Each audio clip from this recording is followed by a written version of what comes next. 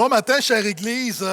Je crois qu'il n'y a rien de plus chrétien que de se réunir et de chanter la bonté et la grâce de Dieu. Est-ce que je m'entends amène à ça? Alors qu'on est des gens ordinaires, on vit la vie que tout le monde vit. Des fois, ce n'est pas juste du bien dans nos semaines, des fois, il y a du mal. Des fois, il y a de mauvaises choses. Mais à chaque dimanche, de déclarer et de chanter la bonté et la grâce de Dieu, quel réconfort. Amen. Et ce matin, comme mentionné, on termine la série Sola Fide sur l'Épître de Paul aux Romains. C'est la dernière prédication.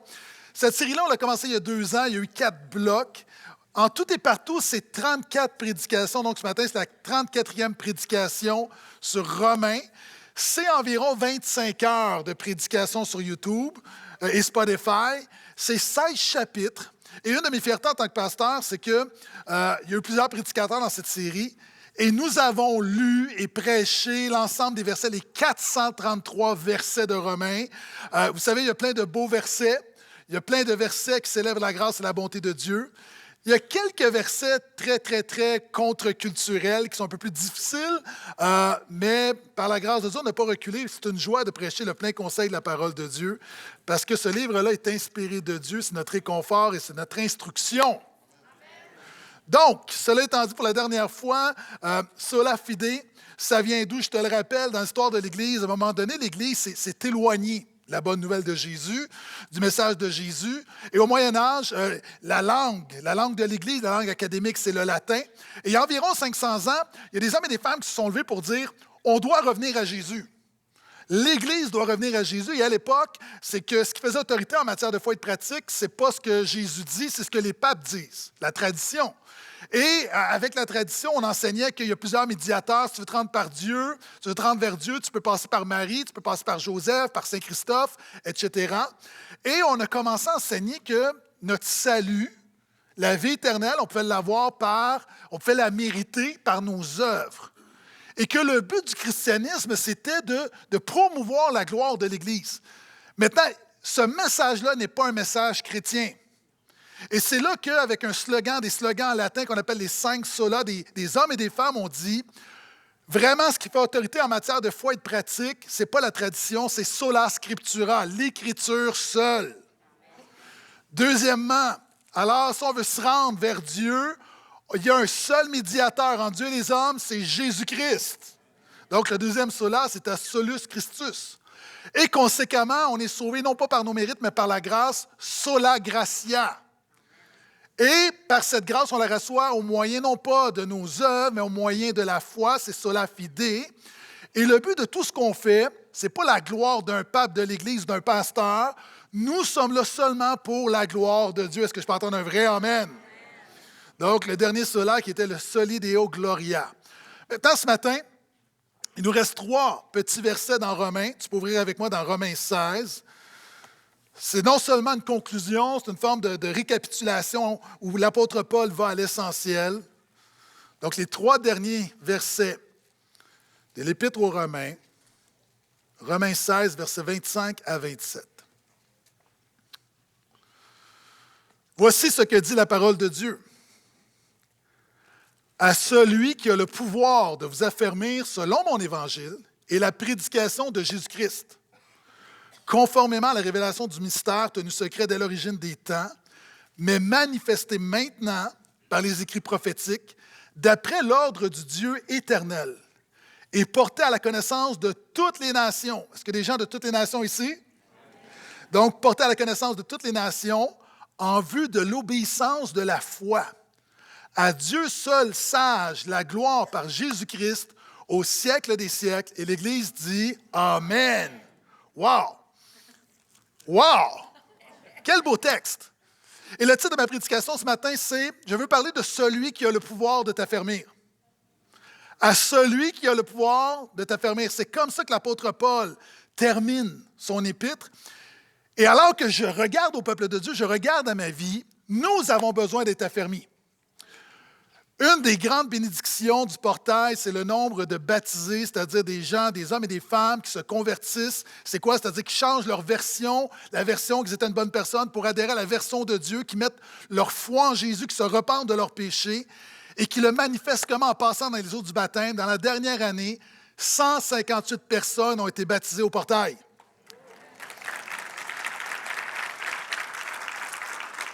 Dans les 3 dernières années, écoute bien, dans les 3 dernières années, alors que le gouvernement, la culture, les médias disent que l'Église, le christianisme est en déclin au Québec, au Portail seulement, dans les 3 dernières années, nous avons baptisé 423 personnes.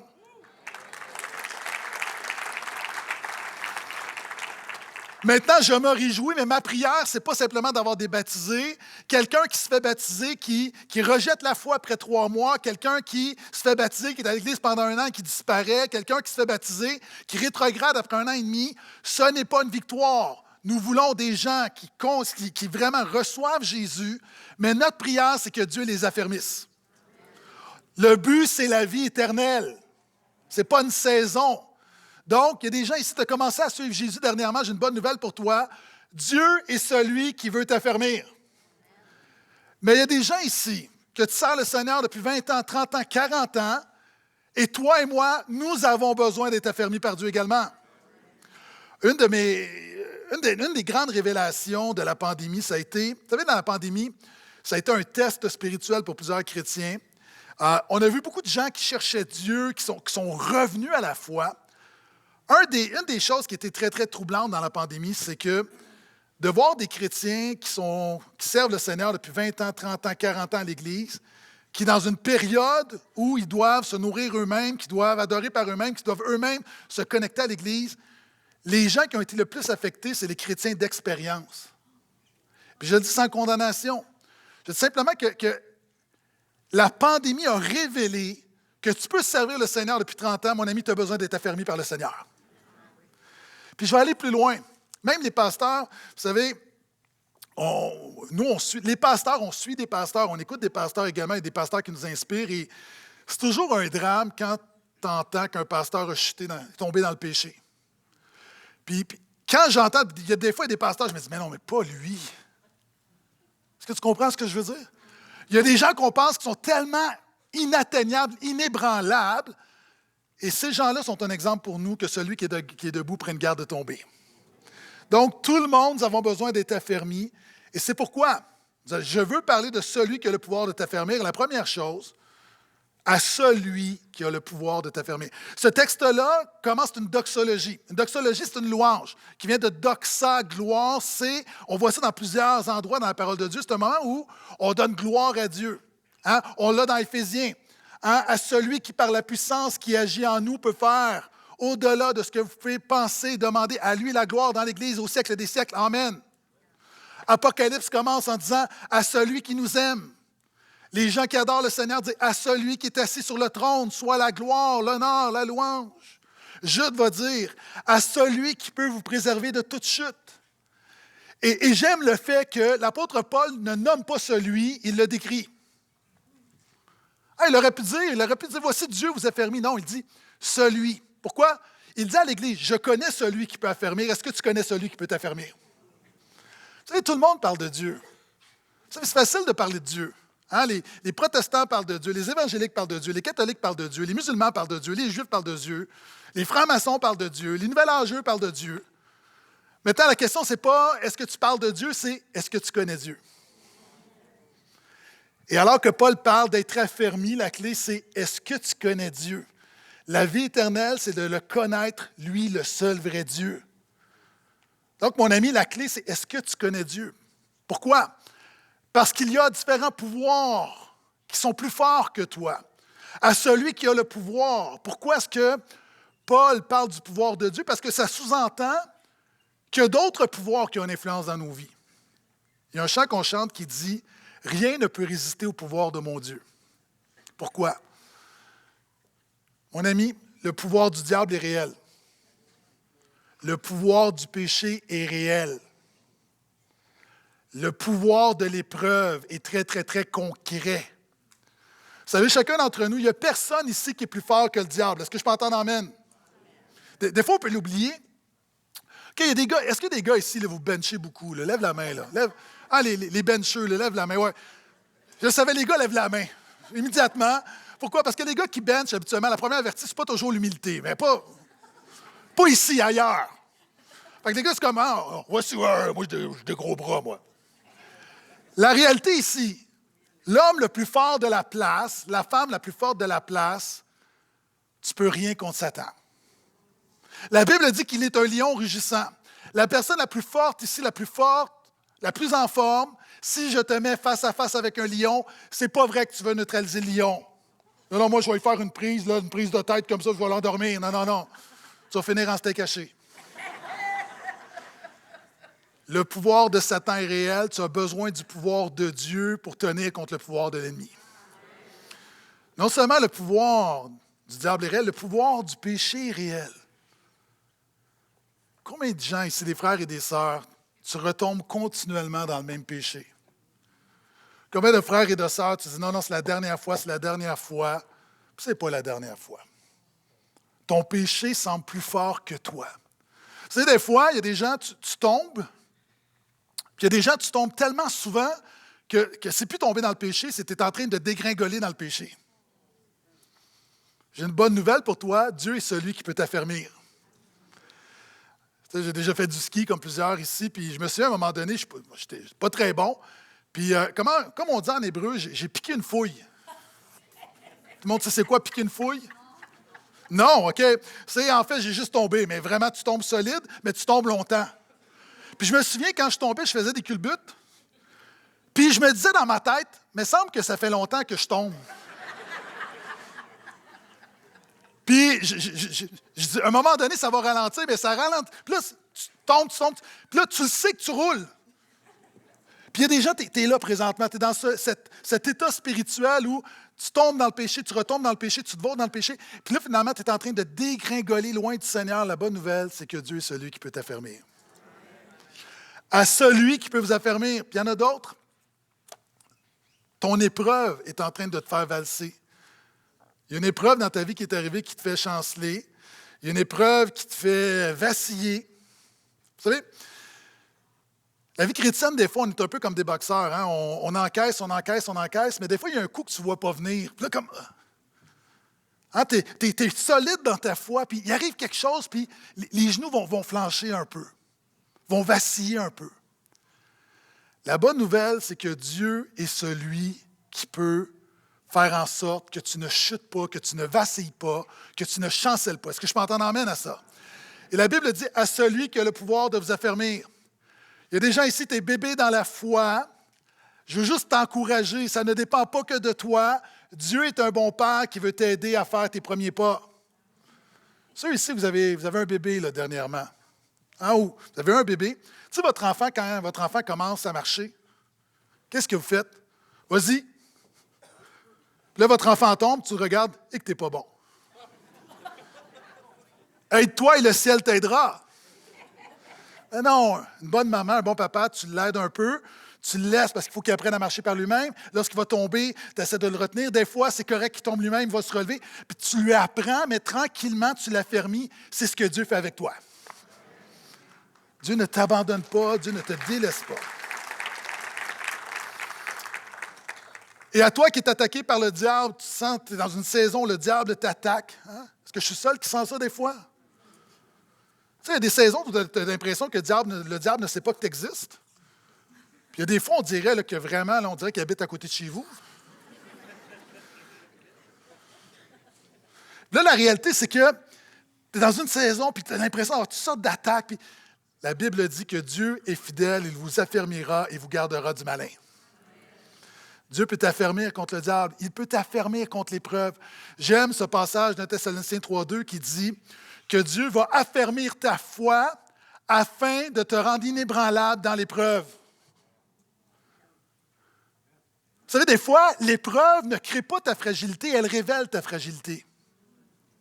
Je le redis. L'épreuve ne crée pas ta fragilité, elle révèle ta fragilité. Dieu est celui qui peut te rendre inébranlable. Et à toi, encore une fois, qui lutte avec le péché, et tu as l'impression que le pouvoir du péché est plus fort que toi, tu as raison, mais le pouvoir de ton Dieu est encore plus fort. Permets-moi de te lire ce passage de 1 Pierre 5, le verset 10, qui est un de mes versets préférés de l'Écriture. Écoute bien. Le Dieu de toute grâce, hein, la grâce de Dieu, non seulement la grâce qui te justifie, c'est également la grâce qui t'affermit.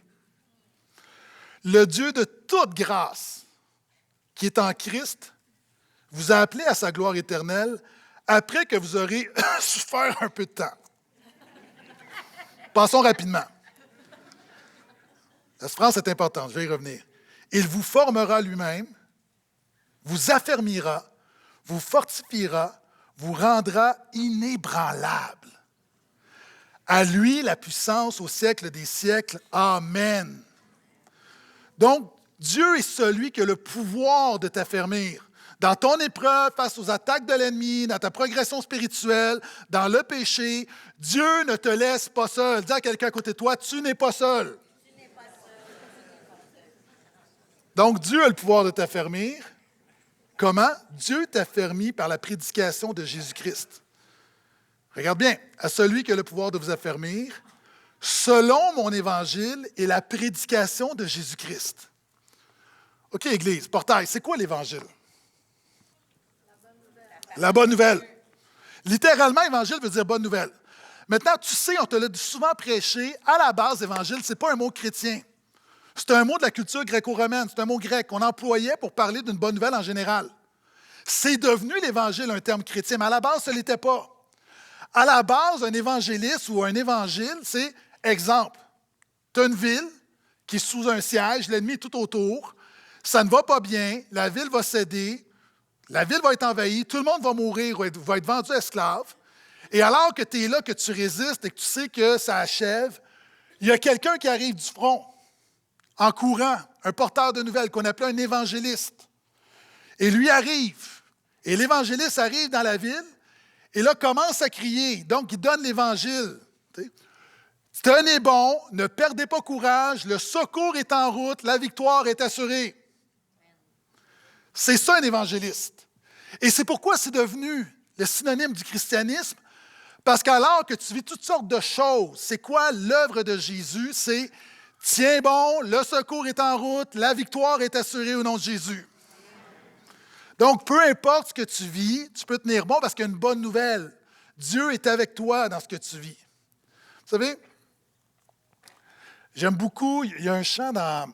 Vous savez, il y a des périodes où, dans nos temps de louange, puis j'imagine que tu pries puis tu loues seul à la maison, puis des fois, il y a des chants particuliers qui nous impactent. Et dans la dernière année, il y a un chant que j'ai beaucoup chanté. C'est un chant en anglais. Et on ne chante pas encore à l'Église, mais le chant dit... En fait, le titre, puis là, écoute bien, là, parce que je parle l'anglais très, très pur.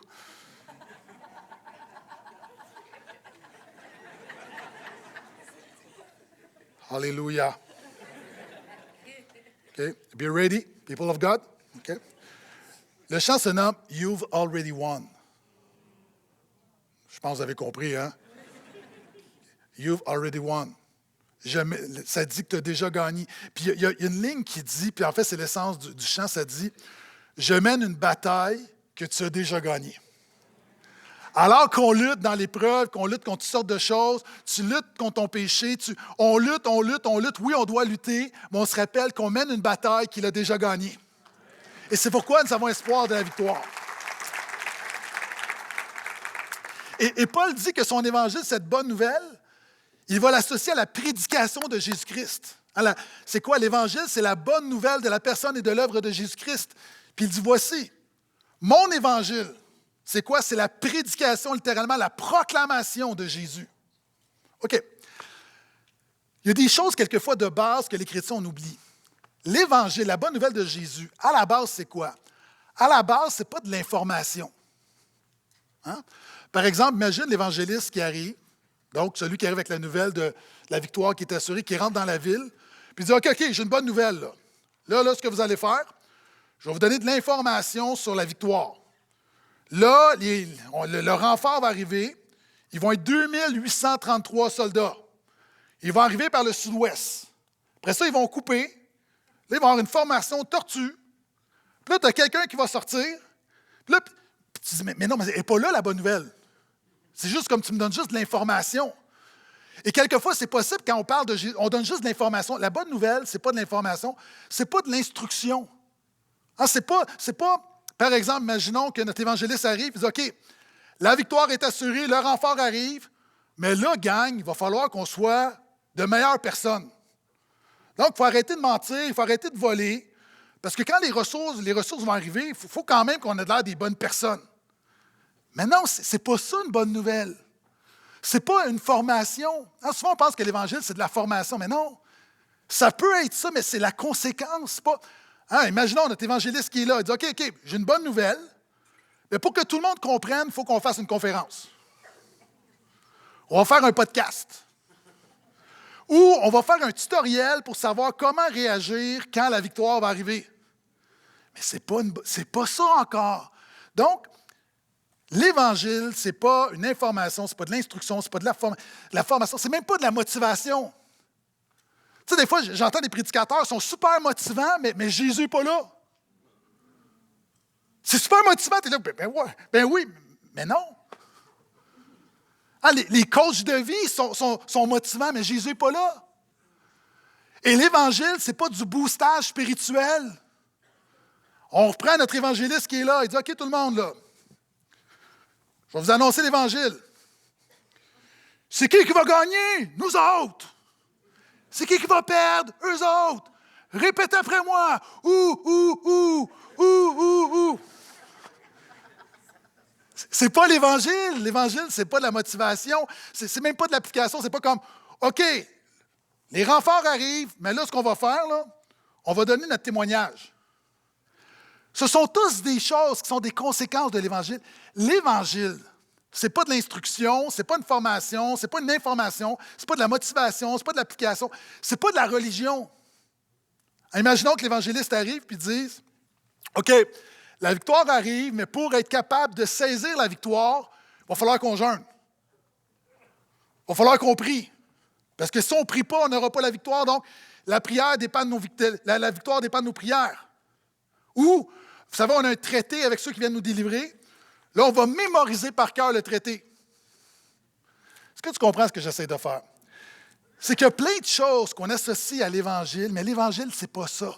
L'Évangile, simplement, c'est juste une proclamation. La proclamation que Jésus a vaincu le péché, la mort et le diable. Et ça, cette victoire-là peut devenir ta victoire, simplement. Si l'Auto-Québec t'annonce que tu as gagné 10 millions, tu ne vas pas dire, qu'est-ce que peut me donner un stage ou un cours que je comprenne? Une bonne nouvelle, tu la reçois. Mon ami, toi qui vis des combats et des luttes, reçois la bonne nouvelle que Jésus est victorieux. Ça, c'est la bonne nouvelle. C'est ce que Paul dit, c'est une proclamation. Vous savez, je prêchais à un groupe de pasteurs la semaine passée, notre association d'église, puis je racontais un événement historique que j'ai déjà raconté ici. Vous savez, je parle beaucoup de Spurgeon, le pasteur Spurgeon, qui, à Londres, dans les années 1850, à l'époque, ce qu'on ne sait pas, c'est qu'il y avait un autre pasteur avec une église plus grosse que la sienne, qui était plus populaire. Et à un moment donné, il y a des touristes américains qui se rendent à Londres. À l'époque, il n'y a pas d'avion, donc il faut que tu sois motivé. Là, tu prends le bateau, c'est long. Ils sont là, puis le dimanche matin, ils décident d'aller entendre l'autre prédicateur, qui avait une renommée supérieure à Spurgeon. Ils l'écoutent, puis il est super motivant, il est super inspirant. Puis les gens sont comme tout remués. Et là, ils sortent de l'église en se disant, « Wow, quel grand prédicateur! » Et là, ils ont un dilemme parce que pour la réunion du soir, il y avait un culte le soir, ça disait, hey, c'est tellement bon, c'est tellement motivant, c'est tellement un bon prédicateur qu'on veut retourner l'entendre. Puis là, à un moment donné, il y en a toujours un dans le groupe là, qui va challenger le... Puis il y en a un qui dit, mais Spurgeon, il paraît qu'il est quand même pas si pire. On devrait aller écouter Spurgeon aussi. Finalement, les pasteurs décident d'aller écouter Spurgeon. En sortant de l'église de Spurgeon, ils sont sous le choc. Et là, ils se regardent, puis à un moment donné, il y en a un qui brise le silence, puis il dit, sais-tu quoi? Il dit, ce matin, là, quand on était à l'église, on est sortis en se disant, wow, quel grand prédicateur. Et en sortant, après avoir entendu Spurgeon, ce qu'on dit, c'est, non pas wow, quel grand prédicateur, c'est wow, quel grand sauveur.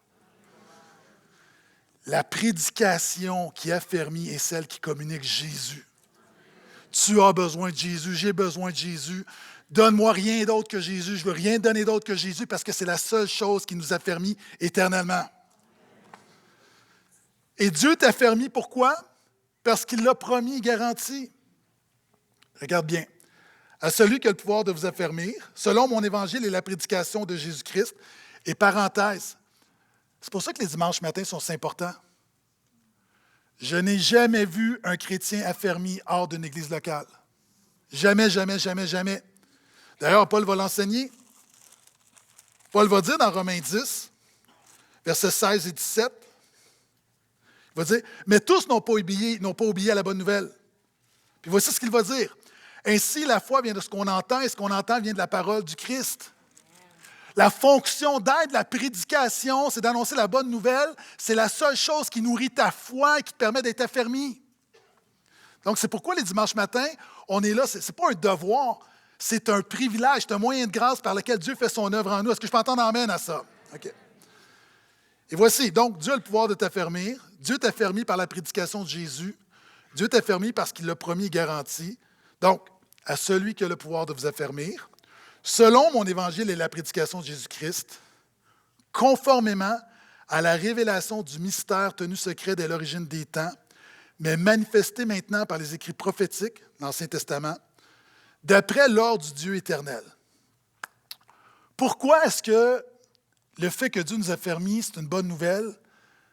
Parce que c'est lui qui fait l'œuvre. Vous savez, il y a beaucoup de choses dans nos vies, dans la vie chrétienne, qu'on doit faire.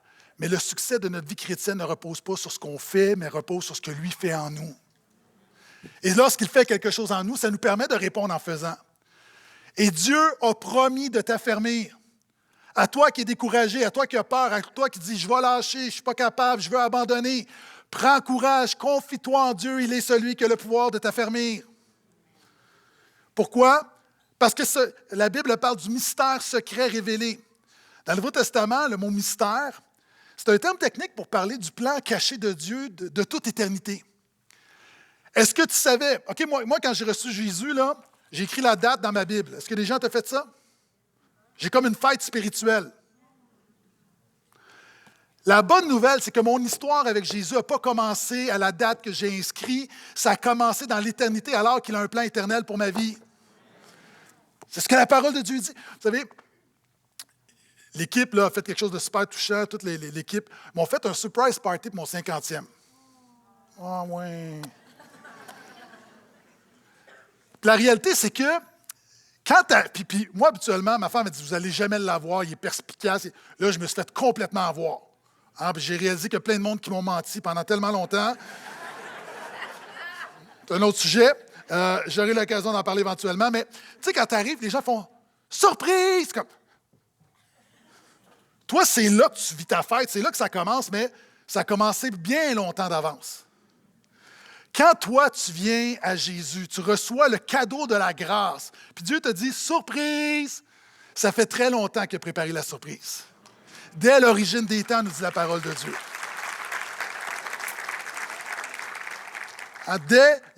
Conformément à la révélation du mystère tenu secret, dès l'origine des temps.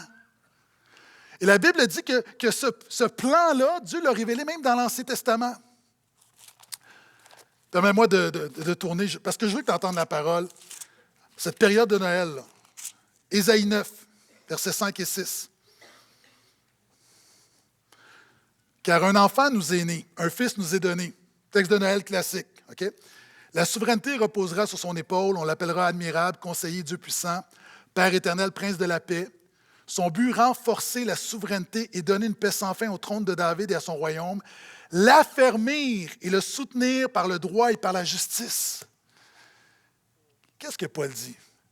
C'est que ce Dieu-là qui t'affermit en Jésus, Dieu a préparé ça depuis l'éternité passée, mais même dans l'Ancien Testament, Dieu dit ce qu'il va faire en Jésus.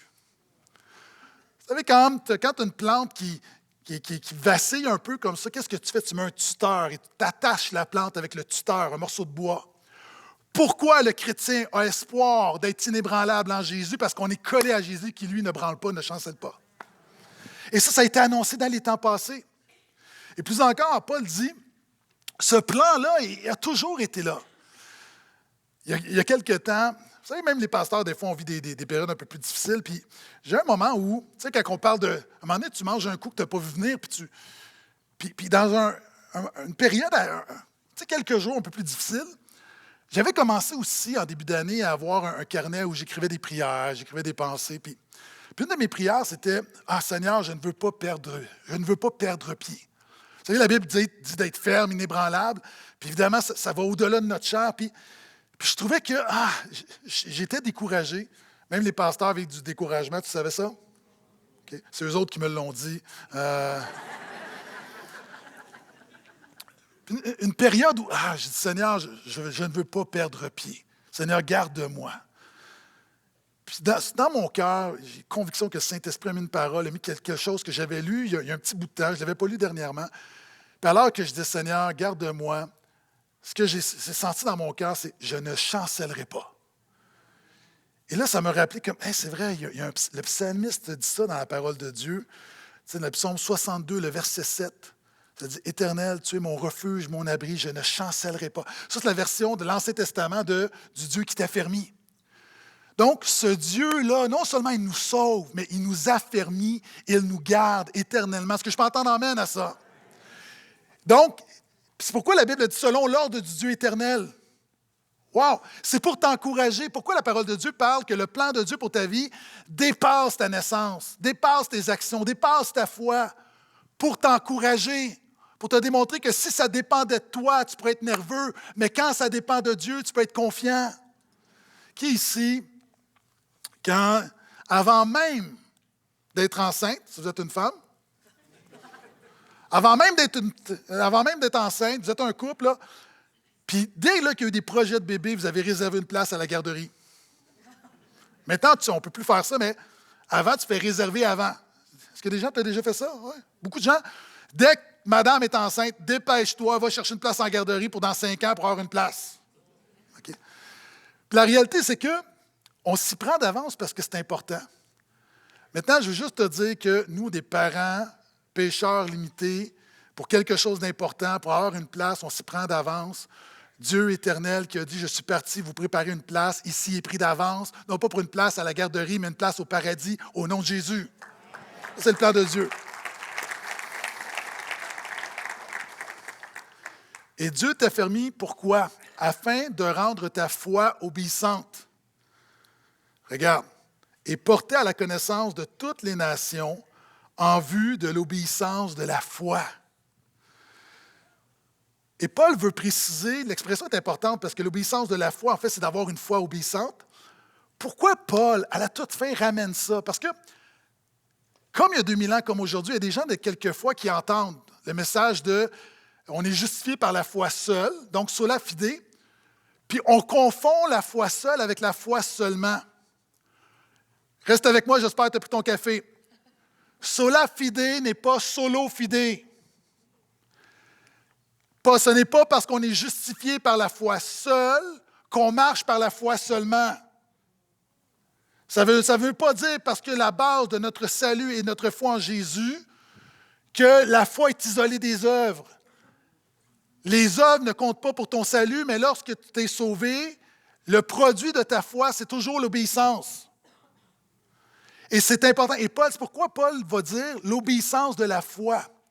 Vous savez, la confiance et l'obéissance, c'est deux choses qu'il faut distinguer, mais qui sont reliées. Il est possible d'avoir l'obéissance sans la confiance, mais quand tu as vraiment confiance en Dieu, il va toujours susciter l'obéissance. Est-ce que tout le monde me suit? Vous n'avez pas l'air. Cet été, j'étais dans un endroit, puis il y avait un parcours, puis à un moment donné, j'arrive à une place, puis c'est en hauteur, puis c'est du bungee. Puis là, il y a le jeune homme qui est là, il dit, monsieur, veux-tu faire du bungee? Non.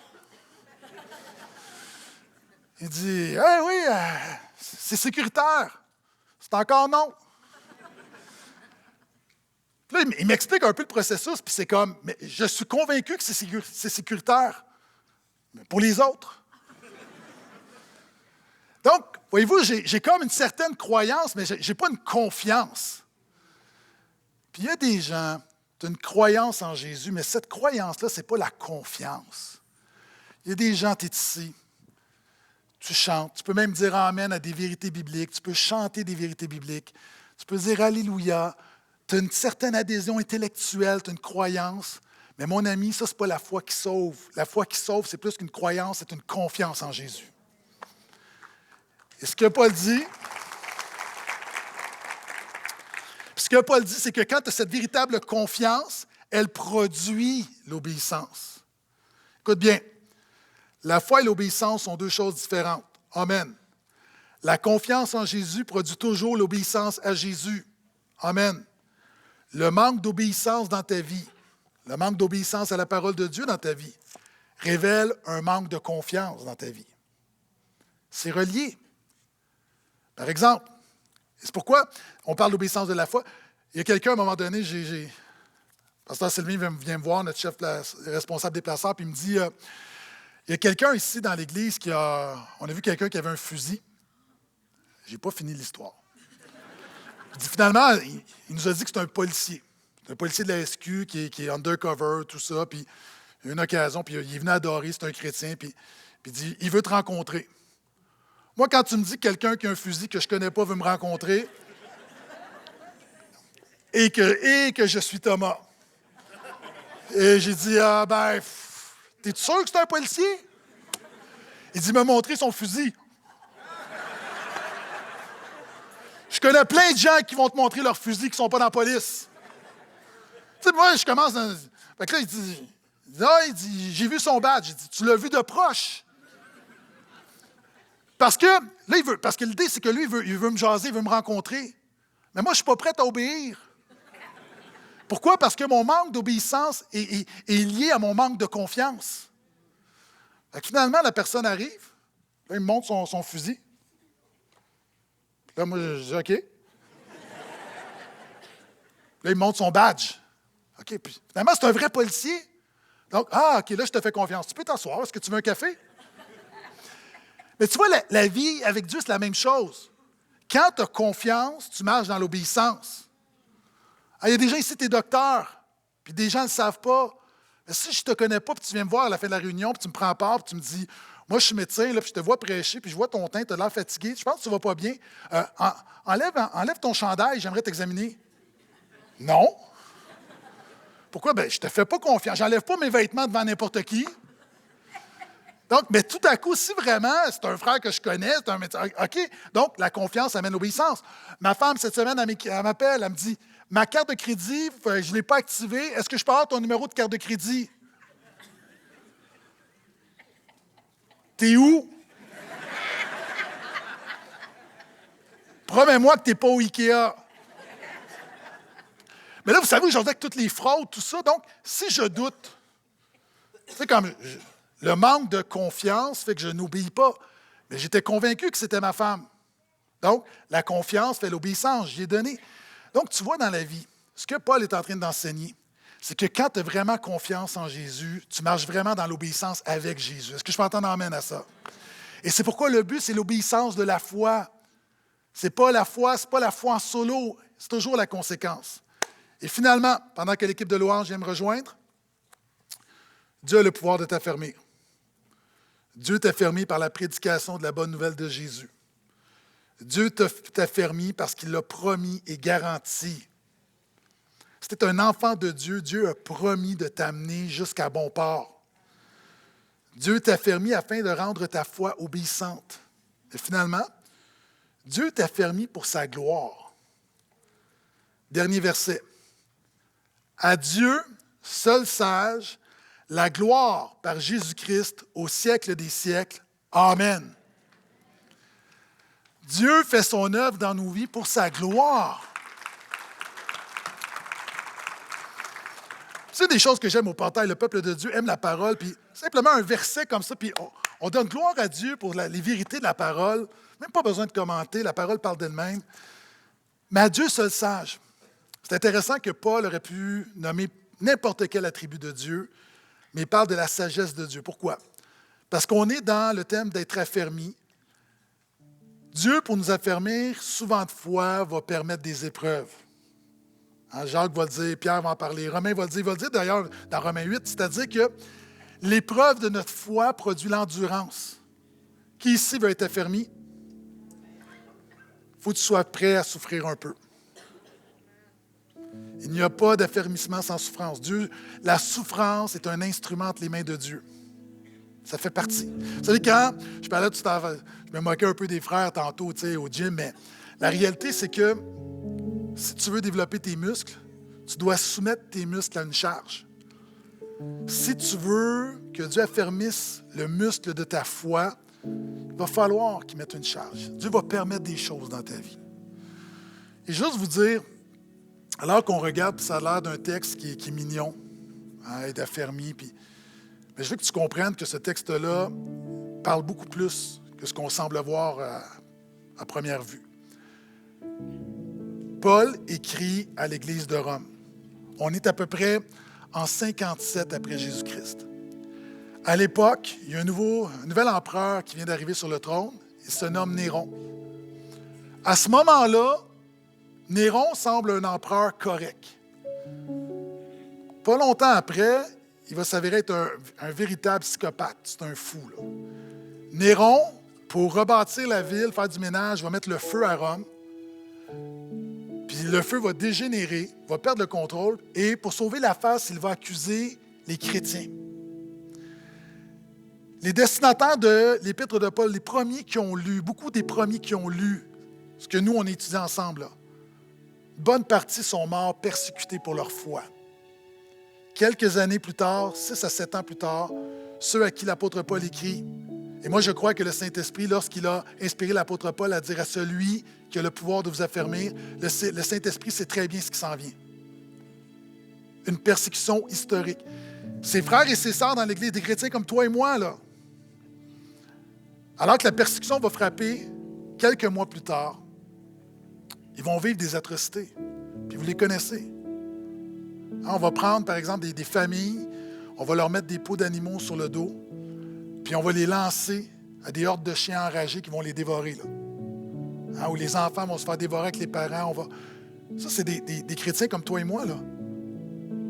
Ce que Néron va faire, c'est qu'il va prendre des chrétiens, il va les empaler il va les empaler, puis il va les allumer.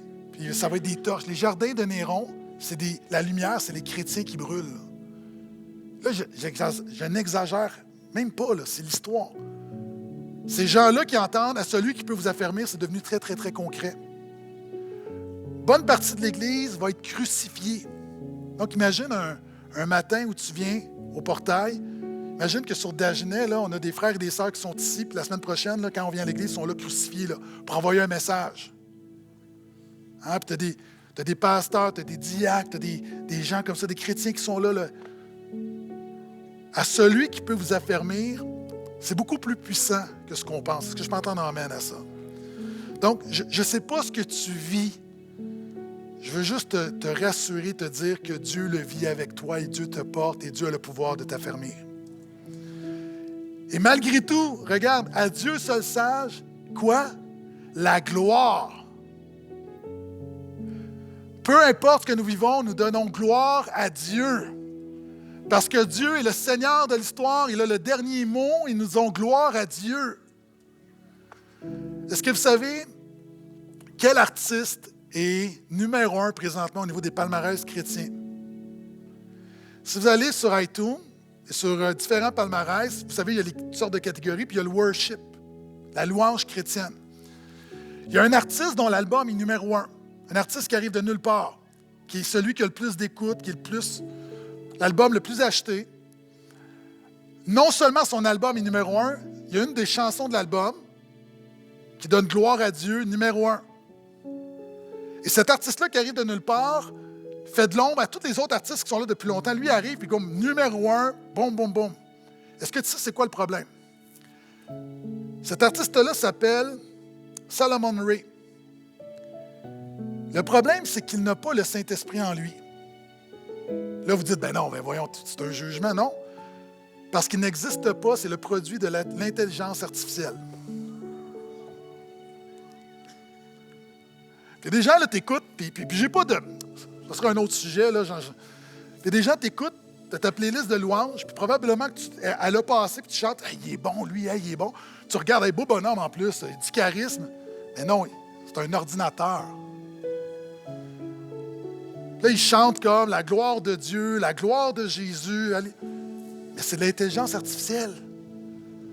Mes amis, peu importe ce qui se passe dans le monde, nous faisons ici quelque chose que seulement nous pouvons faire, le peuple de Dieu qui donne gloire à son nom. On peut faire ce que jamais la technologie pourra faire. Il dit à Dieu seul sage la gloire par Jésus-Christ.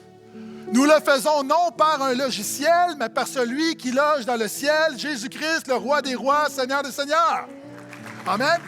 Et si tu le crois, est-ce que tu peux te lever et vraiment donner une main d'acclamation au Seigneur, lui donner gloire, honneur, louange? Vraiment lui donner gloire.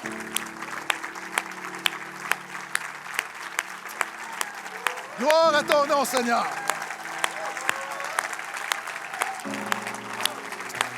Gloire à ton nom, louange à ton nom. Reçois l'honneur. Reçois notre reconnaissance, notre gratitude. Par Jésus, en Jésus. Entends la voix de ton peuple racheté, justifié par le sang de Jésus, affermi en Jésus. Gloire, gloire, gloire, gloire, gloire, gloire à ton nom, Seigneur. Gloire à ton nom. Entends ton peuple.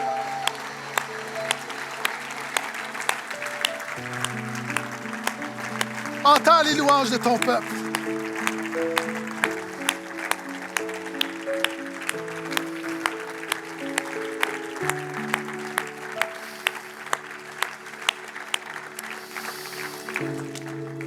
Seigneur, entends les louanges de ton peuple qui te donne gloire, qui te donne gloire, le fruit de cœur lavé dans le sang de l'agneau, le cri d'hommes et de femmes qui étaient perdus, destinés à l'enfer éternel, qui ont été arrachés des ténèbres, arrachés de la perdition éternelle. Non seulement qui ont été arrachés de l'enfer, que non seulement nous avons été pardonnés, justifiés, mais tu as fait de nous tes enfants.